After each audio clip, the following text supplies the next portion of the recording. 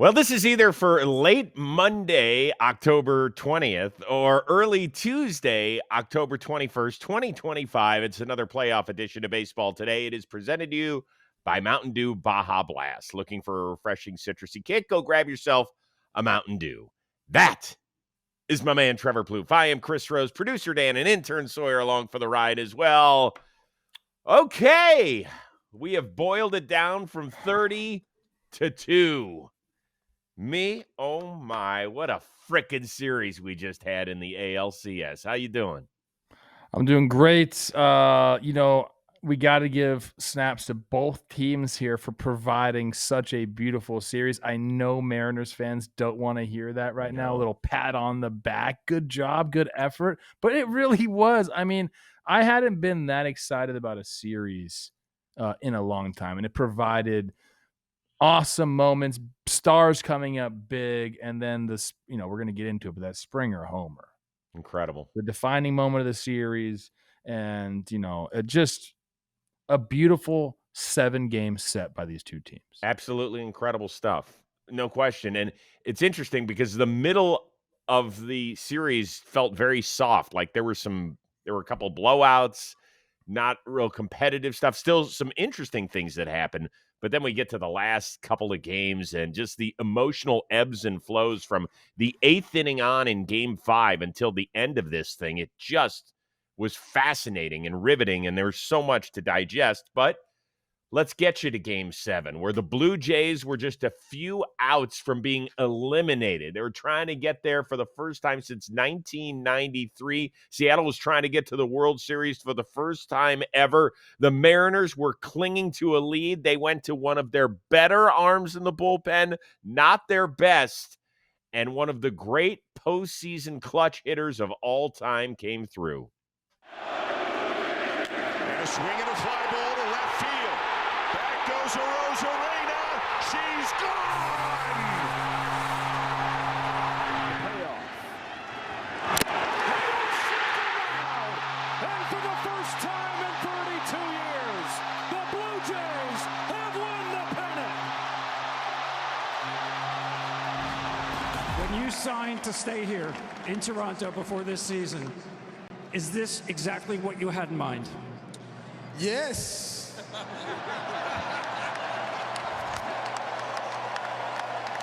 Yes, but the job is not finished. We got 4 more to go.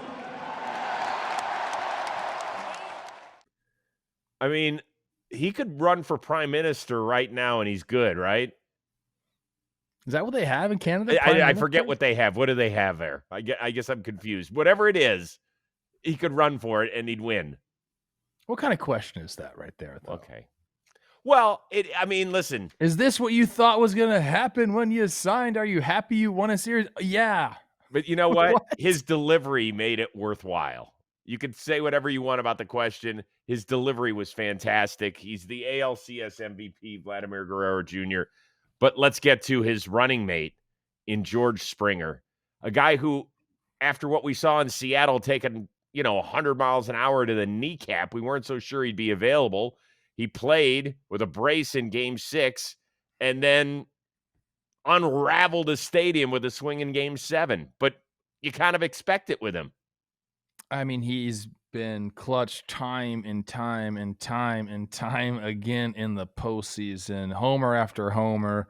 And because he has so much postseason experience, I feel like the moment doesn't get away from him. And guess what? We saw it get away from a few guys at the end of the game on the Seattle side. But George Springer right there, look, you got the open base. You ain't going to put the go-ahead run on base with Vladdy up, so they had to pitch to him. Now, if you want to question the pitching move, you can question the pitching move, and I think we're both going to do that.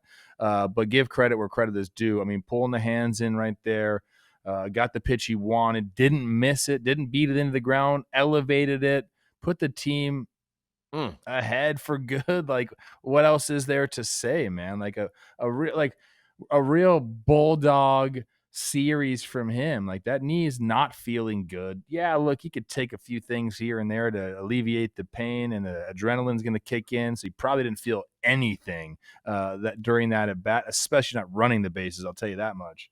But you know, he's a guy who I know has gone through a lot in his career, and some at his own fault, Mhm. and some maybe not. But I think that this year alone has made up for a lot of the people that question, his ability and the kind of person or leader that he can be. He showed it in spades this year.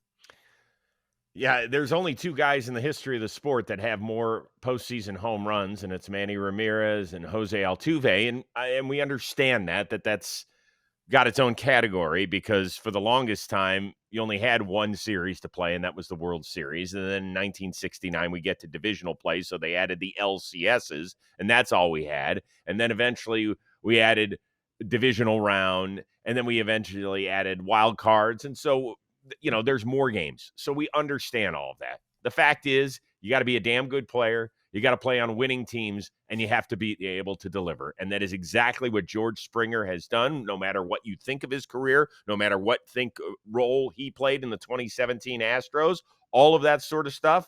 Facts are facts. There aren't a whole lot of other major league players that are currently donning uniforms that you would rather have up with the game on the line. It's that simple.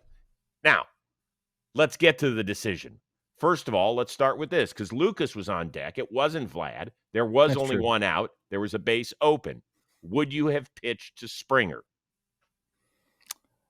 I think you can. That you bring in the guy that you think's going to get a ground ball right there or strike out. I mean, it's hard to put the winning run on base, and then no room for error, run with a walk. Like there's a lot of things that can happen when you walk George Springer there. Right. Hindsight, yeah, you don't pitch to him, but I think in the moment I didn't mind that decision. It was more so who was pitching at that time. Yes. So I Let's mean, get to that. okay. Okay. Brian Wu had started the inning, looked really good in the 6th, came out, walk, ground ball base hit, sack bunt by Jimenez. We get back to the top of the order with Springer. So they had a pitching change. They brought in Bizzardo, who has pitched very well for the most part throughout the playoffs. He was one of their staples throughout the regular season. Probably the most underappreciated aspect of the Mariners this year was the back end of that bullpen where you really could rely on 3 or 4 guys and feel good about that situation. But life on the line, baseball life on the line, everything in perspective. Baseball life on the line. You've got your best relief pitcher in Andres Munoz, an all-star that can come in the middle of innings. He has done it before. Usually it's a clean inning for a closer, but he has done it before. They didn't go with him. Here is the manager, Dan Wilson. Like we said, Zardo's been doing it all season long and has been so consistent at it, and he's done such a good job all year. And we felt really comfortable with him out there, the way he's been throwing the ball, especially in this series, and it was a good spot for him.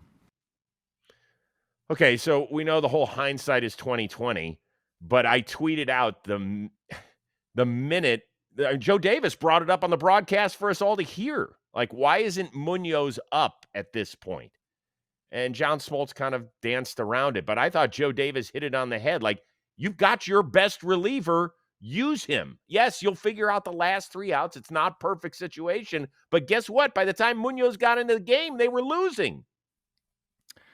Agreed. I mean, look, you want to shoot that shot, fire that bullet at the right time. That was the right time. That was going to be the highest leverage situation. George Springer, Lucas, Vladdy coming up. That's when you bring your guy in. And then look, gets through that inning, bring him back for another one. Then you can figure out the bottom of the 9th if need be. With Bizzardo, I would have been fine with throwing him, I think. But I do question this. I know like there's not a ton left out there that you'd really trust in that situation. He obviously just said trusted Bizzardo has been good for us all year long, but he threw 2 innings the night before when he really probably shouldn't have been in that game. When he came in that game in game 6, it was already 5-0. So this is a guy who you trust in high leverage situations. You know you're probably going to a game 7 at that point down 5 runs. I think that's when the mistake happened, pitching him in game 6. I'll throw something else at you. People who were like, because I said it on Twitter, like, why isn't Munoz in the game? Just like Joe Davis said, I don't get it. And people are saying, well, what do you expect him to get, a 9-out save or an 8-out save? No, I don't, to be honest with you. But guess what you have in this game that you don't have in the regular season? Starting pitchers at your disposal. Yep. You have guys who have got nasty, nasty stuff. So you could have thrown everybody except Logan Gilbert, who went in game 6. That's probably it. Like Bryce Miller, bring him in? You could have brought Bryce Miller in. You could have. Once again, it's not ideal, but he pitched on Friday. So did Kevin Gossman. So did Kevin Gossman. Well, pitched. Gossman didn't look great either. He did not look great. I'm saying it is not perfect. But at the end of the day, there's going to be much less criticism if you say, hey, guys, I'm going to use my best arm out there. And in a perfect world, it would have been the 9th inning tonight to send us to the World Series. But it wasn't. It didn't work that way. So I wanted to go with my very best at that time. This isn't a fucking game in the middle of July. This is your season is on the line. You're trying to get a franchise to the World Series for the first time ever. Players, I hate using the word. God, I'm going to kick myself. Players choke. And I have been told by numerous players that managers and coaches in big games do it even worse. And this was a case where Dan Wilson screwed up. And he's got to live with that the entire offseason. I mean, I also could phrase it this way. George Springer showed up. Hell yes, he did. And that's the right. number Like, one I thing. think that's where I'm more like, I get it. We could pick and choose and pick this decision apart. I didn't agree with it. Again, I thought his mistake was pitching him in game 6 down that amount of runs. So that's when it all started. Would I have went with Munoz there? Yes. At the same time, dude, you were up 2 runs at that point, and all you had to do was not give up a homer, and George Springer says, I'm going to hit the homer. Like, you got, like, I think that's more where my mind is. Like, he came up big. Listen, man, that's what you're right. And we just spent 5 minutes on it, but there is another side to it. And part of our job is to look at decisions that are made. I mean, when you get into the playoffs, man, there's no hiding when you're a manager, right? If it happens in the middle of the year, you can always use the excuse, well, listen, I've thrown this guy 3 times in the last 4 days and all that stuff. That don't matter. Louis Varland has pitched in 10 out of 11 games. There's no hiding decisions at this point, and there is nowhere to run, and that's just part of the heat of the business. But good for the Toronto Blue Jays, who, after losing the first 2 games of this series at home, had to travel cross country and go into that zoo in Seattle, which is freaking bonkers to the credit of the fans out there. They win the first 2 games. They quiet that crowd. And then to be taking a lead into the 8th inning and watch Cal Raleigh hit his moonshot and Suarez hit a grand slam that about the place is on a fault line. I was worried about the entire city because it was shaking like that. And then to have to get back on a plane and go back to Toronto for 2 must-win games and to do it, hell yes. That's freaking awesome. I did say, Chris, I said Seattle needs a 3-run homer in this game. Couple of They solos. got 2 homers, but nobody was on base for them. The bottom of their lineup failed them miserably. And on the other side, the Blue Jays' bottom of the lineup was awesome. Yep. All series. I mean, pretty much when you called them out before game 3, you were like 8-9 hitters. Let's do something. Maybe they were listening to baseball today. I don't know if they're avid viewers, but if so, welcome to the party. Maybe we're the ones that should be welcome to the party in the 6. I want to give Jeff Hoffman a lot of credit because my prediction was that Josh Naylor was going to take him deep late in the game and give the Mariners the lead. Well, that's hard to do when the other team can't put the ball in play against you. And for him, how special is this? A lot of people, they probably don't know it. He was originally a top 10 pick in 2014 by the Toronto Blue Jays, shipped to Colorado in the Tulo deal. Didn't work out there. Had to bounce around. Eventually became an all-star reliever in Philly. Then signed the 3-year deal for $33 million or whatever this year. And had a good, solid year, but, the home run ball bit him. And in the playoffs, man, he's been nails. And I kind of talked about it. I don't know if it was, I think it was with Jake, kind of in depth about like what pitchers were going to be trusted in this game. And I was like, I don't know if they can put anybody in this game except for, You I said said Goffman. Gossman, Bieber. I said, I know he's going to throw Varland at some point, but Mhm. other than that, like, I don't know if you trust him. Here he is, top of the ninth, striking 3 guys out in a row, keeping Cal on deck. Didn't let him get to the plate. I'm a little salty that happened. I think everybody wanted to see that matchup except for Blue Jays fans. But to strike out the side too, Chris. Yeah. Pretty good. I feel really, he's been questioned a lot during the year, but that's the role they signed him for, to come close the door in big situations, and he did that. I do want to say Julio's a bat, no bueno. Just, he was trying to tie the game with one swing. He got off his approach. He didn't see one strike, 6 straight sliders, not one strike. 2-0, he got it. That was the pitch, the 2-0 pitch, where it's almost like he was trying to hit a homer. He said, said, Yeah. I'm going to swing like it's a fastball down the middle no matter what, and got off his approach, and it hurt him. And that could be the immaturity still. He's still such a young player. What is he, 24? He already hit a homer in the game. He just was thinking, and you get in those situations, you want to be the guy. Yeah. We're a solo shot away. I got the 2-0. Let me go get it. I don't even mind the 2-0 swing, but then get back to your approach. You took a shot, didn't work out, get back to your approach, and he didn't. Yeah. I know. We all wanted it. And Hoffman said as much to Ken Rosenthal in the post-game interview. He said, I was doing everything I could to make sure I didn't face Cal Raleigh. You don't hear a lot of pitchers come out and say that. That's respect, though. That's a hell of a lot. Well, he can say that now because he knows he's not going to face him anymore this year. But it's pretty cool that he mentioned it. I still thought.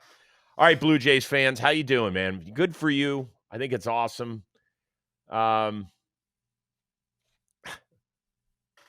We've got a question that I've got about the Blue Jays that I think is really, really interesting coming up in a second. But first, I want to let everybody know that today's episode, it is sponsored by Nutrafol. There's nothing obviously like the postseason. It's full of moments that we could take our hats off to, and that's why Nutrafol is now the official hair growth partner of Major League Baseball. They want to help fans celebrate what's under the hat with the thicker, stronger hair they can feel confident showing off. Now, Nutrafol is actually the #1 hair growth supplement in the game. It is clinically proven to see results in 3 to 6 months. Nutrafol, it's all about growth, the kind that takes time, commitment, consistency. That's why they love the game of baseball, because it's more than just a game. It's about showing up day after day, season after season, because when you get the biggest moments, nothing should hold you back. In this postseason, whether you're tipping your cap to a walk-off or win or just enjoying the game, you can do it with hair worth celebrating. So what you have to do, visit Nutrafol.com to take $10 off your first month subscription. Join millions seeing thicker and stronger hair. As for the Blue Jays, World Series bound, first time in 32 years. A year ago, they finished with 74 wins and dead last in the American League East. How shocked are you to see this one-year turnaround? I'm pretty shocked, Chris. And we've seen this a couple times now. Like the Royals did it, and now the Blue Jays, and now they're going to the World Series. But I think it speaks to kind of their organizational philosophy. I do think that David Popkins, the hitting coach, deserves a lot of credit there. Him and Don Mattingly kind of setting the tone, what they want offensively there. Because I believe that's what's driven them. Look, they were a run prevention team for a while, and they still are. But they just became, I don't even know what the right word is for them, for their offensive approach. They just became like hitters, man, like pressure-oriented hitters. Up and down the lineup. And what we saw from them this year was a bunch of stuff that typically you do see on like quote unquote like magical run teams. I believe that's what they are on, is some sort of magical run. But you have a guy like Springer who had an unbelievable season. And that kind of happened out of nowhere, right? Mm-hmm. Like, he hasn't been as good as that for a long time. Yes. You got guys like Lucas stepping up, Addison Barger stepping up. The Jimenez deal to me at the beginning was like really interesting for the Blue Jays to take on that type of money, but I feel like they had a puzzle and there was just a few pieces that needed to fit in, and they ended up doing that, man. So for him to do that, Clement having the year and the postseason that he's had, all these auxiliary pieces fit in to fill voids essentially. And then you get Vladdy, and now he's your main piece. We know Varsho's been a guy there, but I think this has mainly been about, like I said, like the auxiliary pieces coming in, having career years, a resurgent George Springer, like it all. That's how you turn it around quickly. Well, when that happens. So to me, there's a micro and a macro way to look at this. The micro is the run through the playoffs, where you took their second best hitter out of the lineup.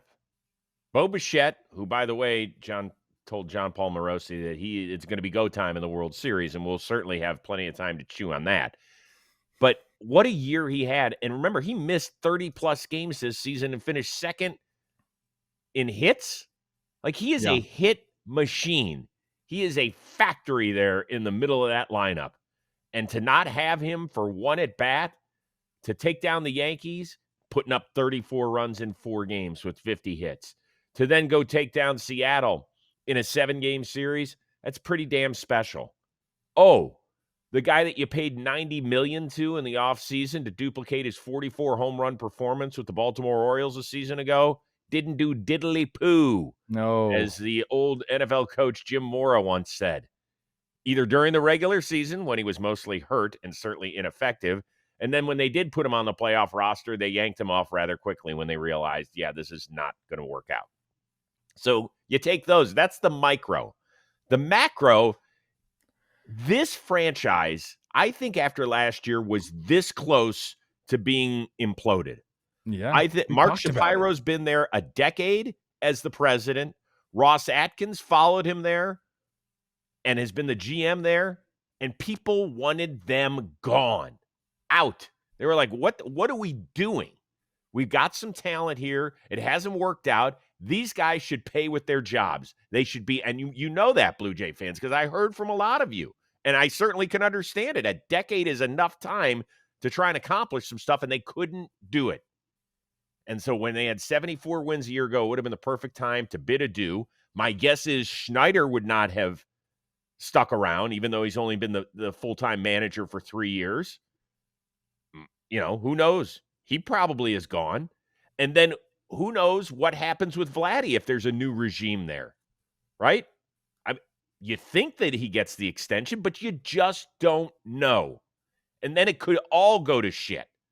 So I think the team was this close to not having a chance to put together the sort of pennant-winning run that we just saw. We talked about it a lot, about how, yes, was Vladdy going to stay there long term? Bo Bichette, they have to make that decision as well. They still got to make that decision. We talked about it a ton, but again, like, you know what cures all that shit? Winning the division, going to the World Series. Now it looks like they're a model franchise, doesn't it? Sure does. Like, just like that. Yeah, it flips. It flips the switch, and those guys could have been, if it had gotten off to another terrible start this year in June, you would have seen a ton of guys traded. You definitely would have seen Bassett gone. You probably would have seen, well, Scherzer was banged up throughout there, but Gossman could have gone too. He could have gone. He's got one more year left on his deal after this. But certainly, and who knows, maybe Bichette would have gone if they didn't want to extend him, maybe get something for that. But that's not how it ended up working out. So it's pretty cool for them. And did you see the party in the clubhouse afterward? No, I ran out to do Talking Baseball. Oh, yeah. Whoa, that's the clubhouse? Yeah. Well, maybe it's just the club. Jesus. I got to tell you, we have made significant strides in this sport in celebrations. Pretty good. That's legit, right? It is legit. That's a bit. You know what? They just redid that whole thing, didn't they? Like the last couple of years, brand new clubhouse. They're breaking that thing in real nice. I always get asked by my NFL buddies that played, why does baseball celebrate the way they do after every round? And I always tell them, why don't you guys? Yeah, why wouldn't you? Why wouldn't you? You work so damn hard and put your bodies, especially in that sport, through so The much. coolest thing I have ever done in my life is spray champagne all over another man in a big league clubhouse. That's the coolest thing you've ever done? I think so, Chris.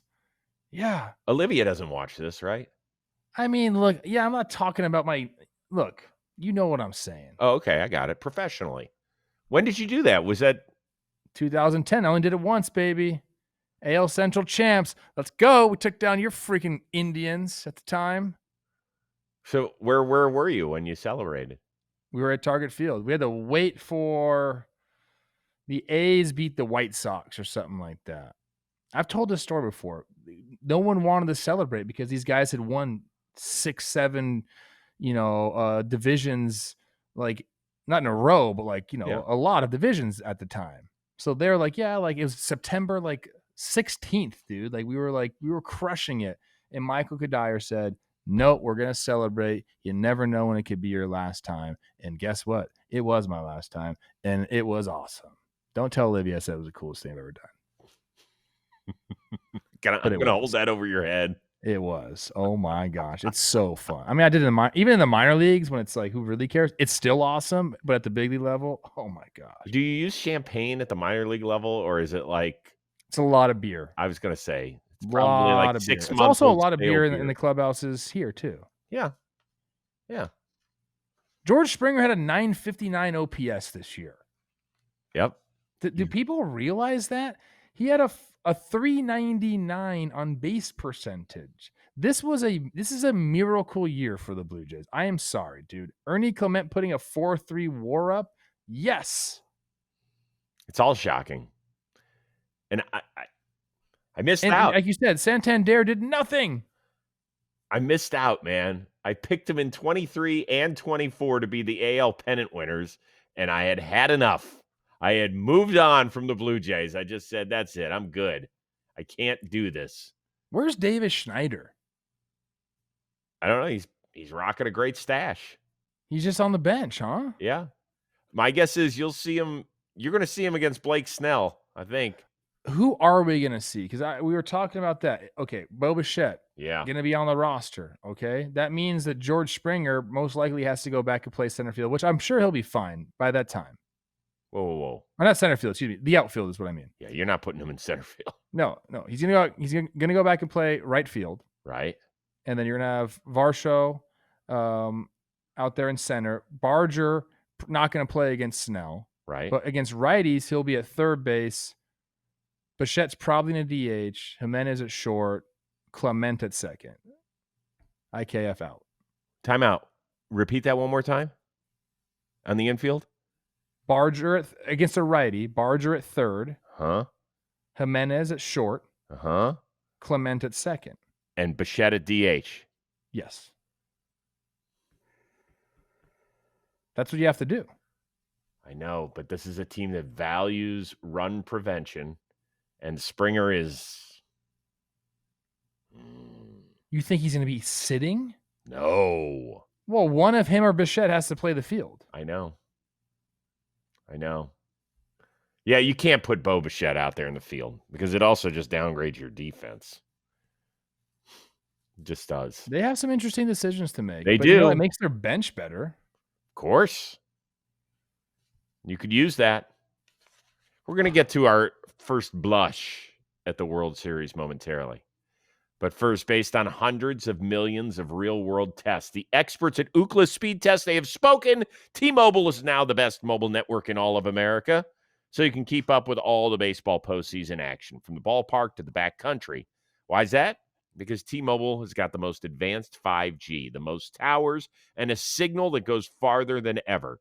So whether you're streaming the game out and about or checking the stats on the road or experiencing ballpark perks with Magenta Status, you're ready to stay connected wherever your fandom takes you. All you got to do, head on over to T-Mobile.com/network to switch to the very best network around. We got a bit of due to the Seattle Mariners. They remain the only team in the sport to have never made a World Series, now a half decade and counting. Here once again, their manager on what he told the troops afterward. Just to hold up their heads, to understand what kind of a season they had. I mean, I know this stings, and there's no question that it's going to sting. But the kind of season they had, doing things that no team in this organization has ever done, knocking on the door of a World Series, all that, it's due to how hard they've worked, how hard they've played all season long, all the times they've come back, all the times they've bounced back. It's a special team in there, and it's just it's a shame we had to come out on the wrong side of this one. Sucks. It really sucks for them in that city. It was interesting. So the Seahawks were playing the late Monday night game against the Houston Texans. And right when the game ended, Josh and I put up the sound on our other screen from the football game, and we wanted to see if you could hear a reaction in Seattle, and you could. And I just felt for the... What did it sound like? It was like a little bit of a collective groan. Yeah, like a... By the way, I don't know how you go to a football game if your team is playing for its inaugural birth in the world. Football, dude. I know they do, but still, I don't know how you could do it. Anyway. Well, you probably planned on going to the football game a lot long ago. You're like, put my tickets really? up. We're going to be in ALCS Game 7? Put my tickets up. So that's Are simple. you? Yeah. Even if I got to eat them. I know it's a lot of money for people. I understand that.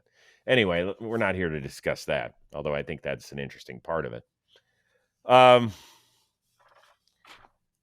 do you assess where the Mariners... It's so hard to do this.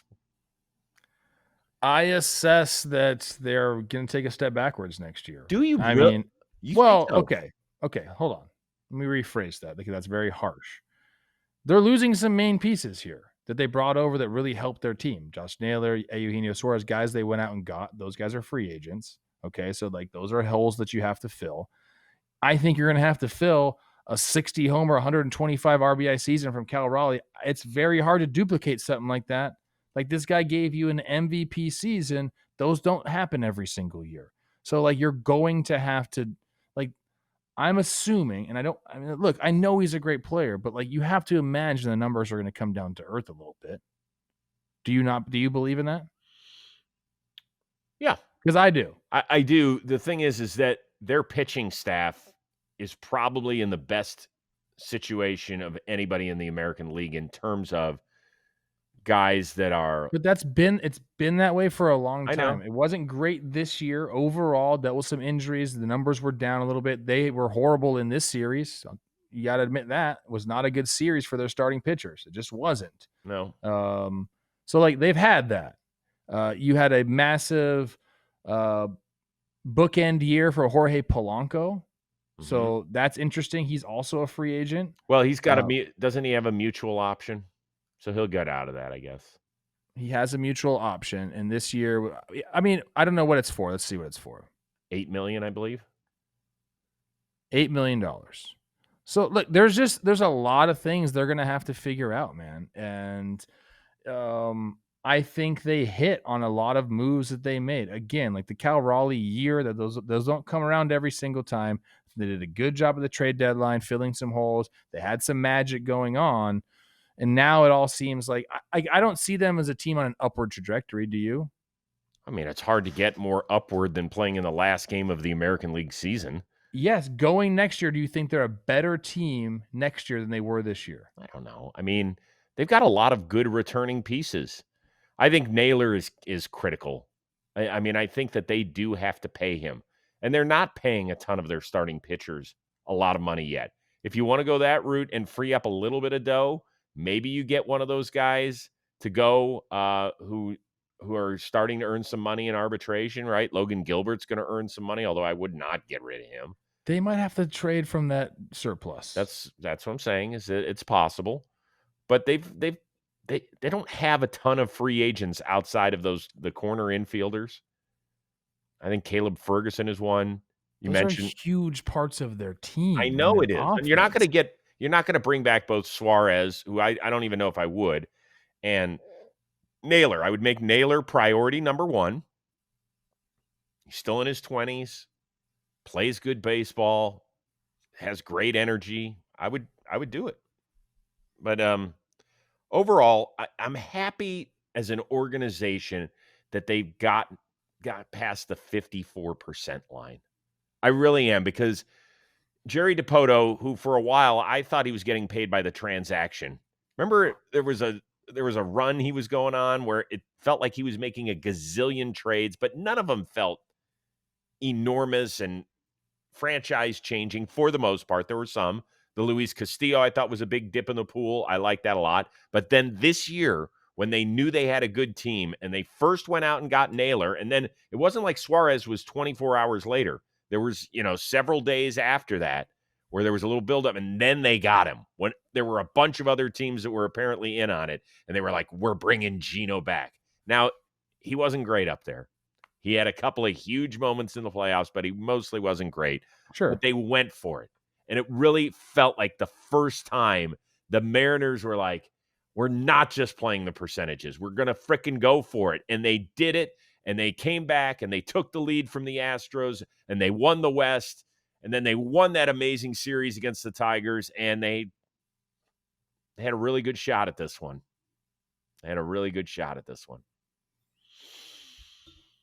Wow.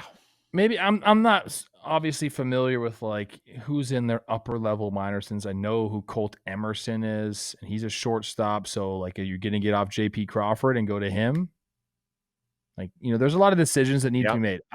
Maybe I was a little harsh with what I said about them, but I kind of do feel that way. Like this was like a dream season for them in many ways. Although it certainly didn't sound that way. Our one-of-a-kind producer, Dan Rourke, has just scoured social media, and he's got this clip from the Mariners clubhouse. So we don't know what this is. Gone is further than any other team in franchise history. That, and legacy is...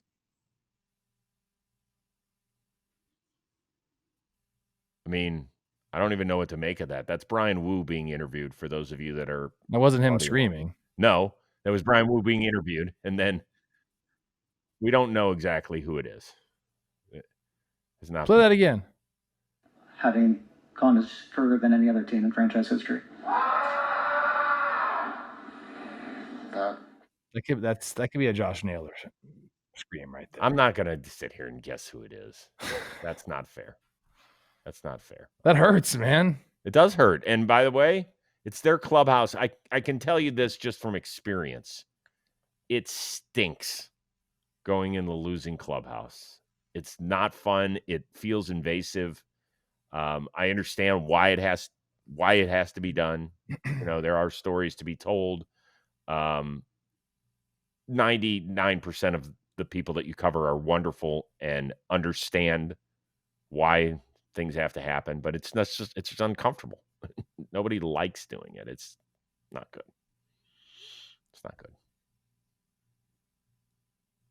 I don't know, Seattle. I asked this of the Mariners fans, or of the Brewers fans, the other day, and I did get some pushback about whether or not on a scale of 1 to 10, how much joy you got from the season. And I thought it was going to be like an 8, 9, or 10 for most Brewers fans because of maybe the not huge expectations on the outside. And a lot of people were like, no, it sucks. We've never won one. So now I'll ask the Mariners fans, because there were so many incredible moments, including a record-setting season by Cal Raleigh and the 15-inning Game 5 victory over the Tigers and all that sort of stuff. How do you rate this as a season on a scale of 1 to 10? I think they're happier than a Brewers fan would be, just because of like the Brewers, as I mentioned, have had a bunch of postseason failure. I know that the Mariners, have had some failure as well, but to get to game 7, to make the moves, to push the chips in. I feel like that feels good as a fan. And I bet now they have expectations for that. And I hope that management and the front office will continue to do that. I know they've made trades, I know they've made moves, but to really push it in and to go for these are some of the biggest name targets at the deadline that came to Seattle, man. So like that has to feel, that to me makes a difference. Like Milwaukee's not going to do that, dude. Like, Right. They didn't do that. Nope. So this, I bet, feels better as a fan. Does it sting right now? Yes, but overall, the season gave them a ton of great memories, starting with Cal Raleigh and what he did. You mentioned Jorge Polanco, the game against the Tigers. That was awesome. And then, ultimately losing in this series. But damn, I feel like they'd rate this season pretty highly. Go ahead, Mariners fans. Sound off in our comments section. Let us know, because I think we're just curious. Don't know how. I don't even know how to guess on that one. Great season, though, man. Fun. World Series starts Friday. North of the border, Dodgers, who will be off a full week, taking on the Blue Jays. We're going to have much more time to break down everything.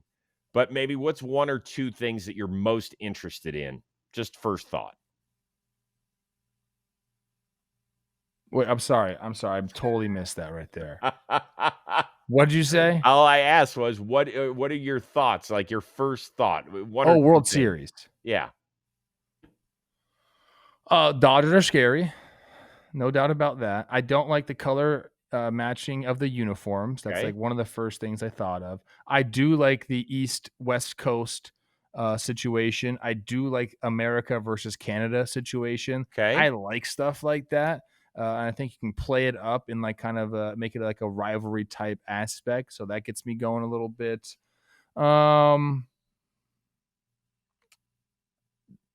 Blue Jays, play your game. Don't try to match what the Dodgers do. Like continue to put pressure and do that. And Dodgers, you're just going to go out and do your own thing. I know that for sure. I think there's some big personalities in this series. I love that Bo Bichette's coming back, because that's like another, like, it feels like the Blue Jays are going to get like a power up button, like when you're playing a video game, like power up a little bit. And I think they need that, because the Dodgers, like, again, very scary team. I'm excited. I thought either one of these teams coming out of the AL, whether it was the Mariners or the Blue Jays, makes for like a fascinating matchup against the Dodgers. So you're not one of those guys that feels like, oh my God, just give the Dodgers the trophy, because I'm definitely not. I have them favored in this World Series, which I think is the right lean here. But no, I don't think that. Couple of things I would say. Number one is, I think that Trey Savage is going to get the ball in game 1 on Friday night. He would be on full rest.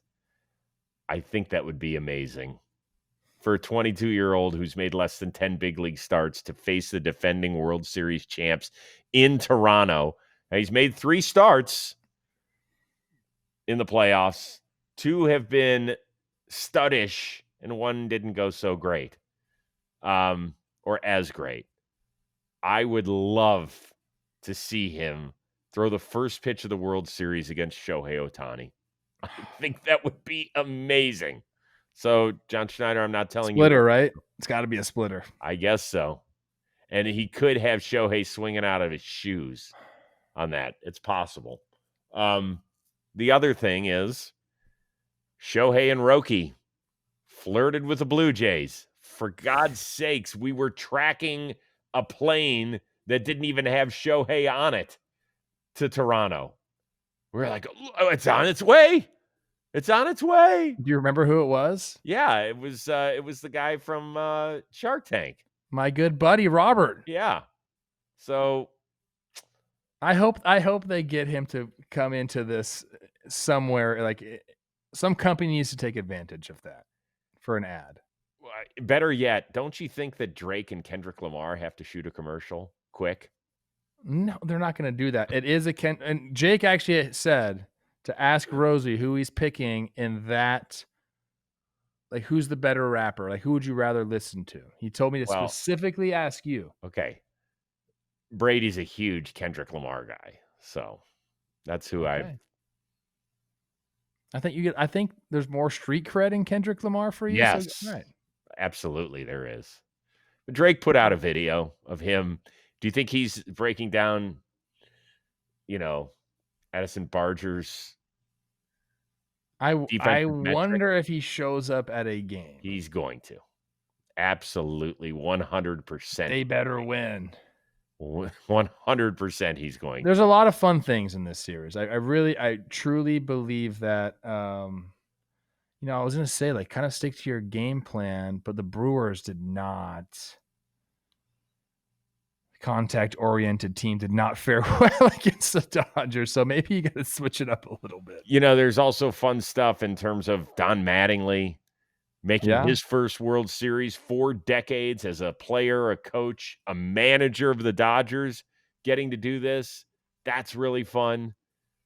David Popkins was in the Dodgers organization back in the day. Okay, that's a as cute a little coach. story. Max Scherzer trying to win a 3rd ring with a 3rd different franchise. Does he get a start? Yeah, totally. Game 2? Just set the freaking tone, you Savage and Scherzer? I think as long as Gossman feels okay, I think he gets game 2. Now, he did not look great. You mentioned that. But that would be his normal throw day. But then you go Saturday. We'll see. A lot to get to. We're going to break it down throughout the week because we're around. Shows on Wednesday, Thursday, Friday, Saturday. Get them all out there. All right, so that's good. Let us know what just one thing you're most interested in seeing. One thing I'm most interested in seeing. Well, you kind of already answered it. I was asking the people out there. Oh, yeah. Okay. So don't worry. I thought you said like narrow it down to one. I did put that on Twitter, and you know what else I got? I'm just gonna say it. I'm not trying, but I do want to relate what people said. If the Blue Jays win, do they get invited to the White House? Oh, do you think Donald's going to come out and root for the Dodgers now? Well, but I mean, there's a lot of Americans on the team. I don't know if he There's knows not that. one Canadian on the Blue Jays, to my knowledge. Vlad, I guess. Yeah, Vlad. Vlad's got. Doesn't he have dual citizenship? I'm sure he does. I don't really consider him Canadian, but I guess he is. I think he is. He's got dual citizenship. Yeah, he's born there. I mean, there were more Mariners that were Canadian than Blue Jays. Yeah. Interesting, man. Okay. Just something to think about. That's all. Just something to think about. All right. Playoff season here. So whether you're at a watch party, a tailgate, hanging with friends after the game, nothing, and I mean nothing, levels up those moments like the refreshing tropical lime kick of Mountain Dew Baja Blast. Baja Blast is legendary, and it's available everywhere. You can grab it in a can or a bottle, so bring that tropical flavor to your next watch party, right? You could be hanging out with friends, rooting for your favorite team, grabbing food late night after the game, or college football, fall tailgate, NFL. Grab something that'll help it all tie together. It's Baja Blast. Do not wait. Grab Mountain Dew Baja Blast today and taste the tropical refresh that takes every occasion to the next level. Find it now at mountaindew.com/finddew. Quick managerial notes before we get out of here. Starting in Anaheim, where both Albert Pujols and Torrey Hunter are reportedly not being considered any longer to be the Halo skipper, but Pujols will interview on Wednesday for the vacancy in San Diego. What do you make, first of all, of the news out of Anaheim? I'm always just so curious, like, what these front offices are looking for in their managers. I think a guy like Pujols, I don't know him as well as I know Torrey. I think they're making a huge mistake not hiring a guy like Torrey Hunter. It's a vibe position. Now, the only thing I can think is you're a GM or a president of baseball ops. Like a guy like Torrey's going to want some say, and maybe you want a guy that just does what you want. So that could be what we're seeing happen here. These two guys are old school and probably want to be able to make a lot of decisions on their own and think about the game a certain way that maybe Perry Manassian doesn't think about. So that's kind of what I have here. I don't know. I don't know, man. There's so many jobs out there right now that I don't think it's that big of a deal that they didn't get these jobs because they are going to be in high demand. What are the Angels looking for? No idea. No. Probably a guy they can just say, "Hey, do this, guy." Aren't you a little curious that because at first we heard, well, Albert Pujols, like they just have to let the ink dry on the contract and it's his job. Do you think that Artie Moreno held it over his head? Hey, we paid you $240 and an extra 10 on top of it for a 10-year services contract. Well, he's How got much? 7 years and $7 million left on that deal that he Right. signed. So don't you think Artie was probably saying, hey, do me a solid? I mean, if I'm Pujols, no, I'm not doing you a I'm not solid. saying I would have No. turned it down, but do you think that there's that possibility that that's the way it went down? What I heard, and I'm not going to reveal my sources, but they probably wouldn't care that I said this anyway. I heard that Artie wanted Torrey all along, and apparently that's not true either, unless Torrey said no to the job. Because I don't even have, like, where did that come out that Torrey is out on the job? Because I'm on MLB trade rumors right now. Bob And Nightingale. he was supposed to meet with them today. Bob Nightingale came out with it. So his meeting went so bad, they're like, nah, fuck that. It's just a report. Doesn't mean that it's totally true. Okay. Pujols meeting with San Diego do anything for you? I don't know what it does for me. I honestly don't know what it does for me, man. I truly don't know. I know, because it's so different than the NFL where you're looking at, okay, well, what sort of scheme does he run? Can he be a quarterback? I don't think Pujols is a vibe guy to me. Pujols? Yeah, like he doesn't bring like energy. Like he doesn't scream energy to me. And I want my manager to be freaking energy guy. I will tell you this. He'll have the respect of everybody. Yes, he will. 100%. But the reason I'm so high on Torrey becoming a manager is I think he brings that energy. He does. So that's why I'm on him. Pujols, to me, I'm like, yeah, he got respect, played in big games, Hall of Famer, all these things. It's excellent, but I think to me, there's one clear-cut option that's better than the other, and at least between those two. Interesting. Okay. Although Pujols has the Spanish speaking ability and the connection to Latin players, that helps a lot too. So maybe I'm wrong. Mm-hmm. Interesting. All very interesting stuff. All right, we got our World Series set. Game 1 Friday night on Fox. Dodgers at the Blue Jays. Lot to get to, and we will be breaking all the interesting stuff down and reacting to what is said prior to Game 1 north of the border. Mariners, great season.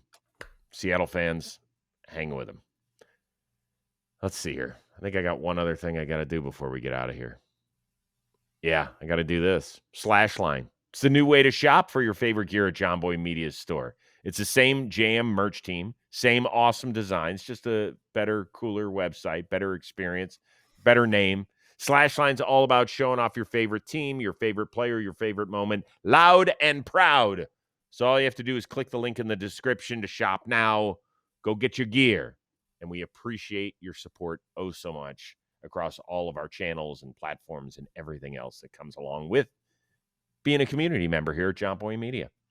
All right, can't wait to see you again for our one-of-a-kind producer, Dan Rourke, our awesome intern, Sawyer. That is the uber-talented Trevor Plouffe. I am Chris Rose. We will see you again Wednesday, coming your way on another playoff edition of Baseball Today, presented to you by Mountain Dew Baja Blast.